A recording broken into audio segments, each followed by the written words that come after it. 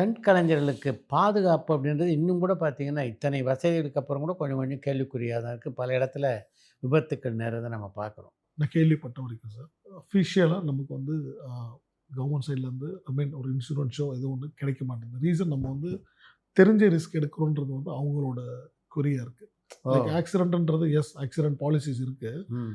அது ஆக்சிடென்ட்டா நடக்கும் பட்சத்தில், நீங்க ம். வந்து இந்த தொழில்ல ரிஸ்க் இருக்குன்னு தெரிஞ்சே பண்றதுனால, நெக்லெக்ட் பண்ணப்படுது. ம். அப்படின்ற ஒரு விஷயம் கேள்விப்பட்டுட்டே இருக்கோம். ஸோ இதுக்கு நாங்க ஒரு முயற்சி எடுத்து யூனியனா ஒண்ணு பண்ணிக்கிட்டு இருக்கோம். ம். லைக் புரொடக்ஷன்லேயே வந்து ஒரு மினிமம் ஒரு ஃபண்ட் கலெக்ட் பண்ணி, லைக் எல்லா புரொடக்ஷனையும் நம்ம எதிர்பார்த்துற முடியாது. ஒருத்தருக்கு அடிபட்டா அவங்கள வந்து ஃபுல் அண்ட் ஃபுல் பார்த்துக்குவாங்கன்ட்டு. ஆனா நாங்களே ஒரு செல்ஃப் செக்யூர் மாரி பண்ணிக்கிட்டு, ஒரு மினிமம் ஃபண்ட் கலெக்ட் பண்ணி அத ஹோல்டு பண்ணிக்கிட்டு, இந்த ம். மாரி விஷயங்கள் எங்களுக்கு நாங்களே பண்ணிக்கிட்டு இருக்கோம்.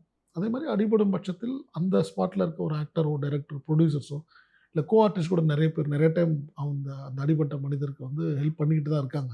இது இன்னும் ஒரு சிஸ்டமா நல்லா வந்தா நல்லா தான் இருக்கும். அது ஒரு இன்னும் கூட ஒரு உத்வேகமா ஃபைட்டர்ஸ்லாம் போறதுக்கு இன்னைக்கும் பண்றாங்க கண்டிப்பா. அது இருந்தா இன்னும் அவங்க லைஃப்‌க்கு ஒரு எக்ஸ்ட்ரா செக்யூர் கிடைச்சா நல்லா தான் இருக்கும். அந்த நாள் நாங்களும் எதிர்பார்த்துட்டு தான் இருக்கோம்.